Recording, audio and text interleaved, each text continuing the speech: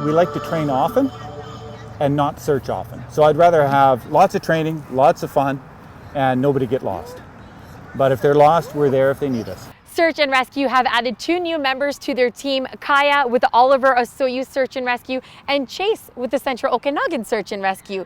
Fun fact about both of them, they're the first civilian canine search and rescue dogs for their respective teams. The team has been so excited. It's been an 18-month waiting period for them. So everybody is eagerly awaiting now that he can actually get deployed. We never want to get deployed, but should that situation arise, he's ready to go now. Well, from a search point of view, I always say every second counts.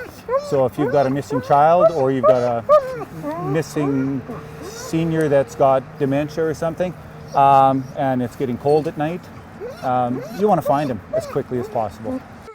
Down says it's proven that a search dog cuts down the time it takes to find someone, which helps the team with fatigue and resources. A search dog has superior nose capabilities for finding lost people or evidence, articles of clothing. Essentially, they're equivalent to 20 to 30 ground searches. Both Kaya and Chase are regular pets when they're home playing with their favorite squeaky toy. But once their search vests are on, it's go time. He's like an athlete, like a high performance gymnast or something like that, that he has to stay in good shape. And then mentally, he's kind of like Albert Einstein. He has to be stimulated.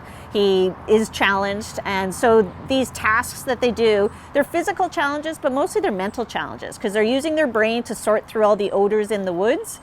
Well, for Kaya, as you can tell, she's pretty high-spirited.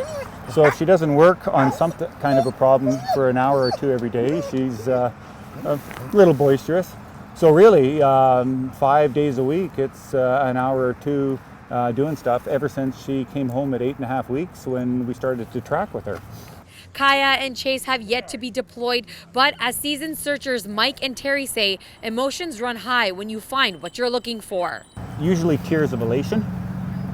When you find them, I mean, it's not about rewarding the dog at this point. It's about making sure that person's healthy, making sure if they need medical attention, they get it. But after you've done all that, you go, wow, this is way cool.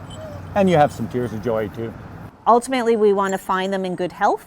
But if we don't find them in good health, it's still closure for the family. And with everybody in the Okanagan loving to recreate, you know, it's really nice that there is such a strong search and rescue group to help everyone. Search and Rescue remind the public to be safe and prepared when traveling in the backcountry, but if they do see themselves getting into any trouble, to give them a call because their services are free. Sarita Patel, Castanet News, Kelowna.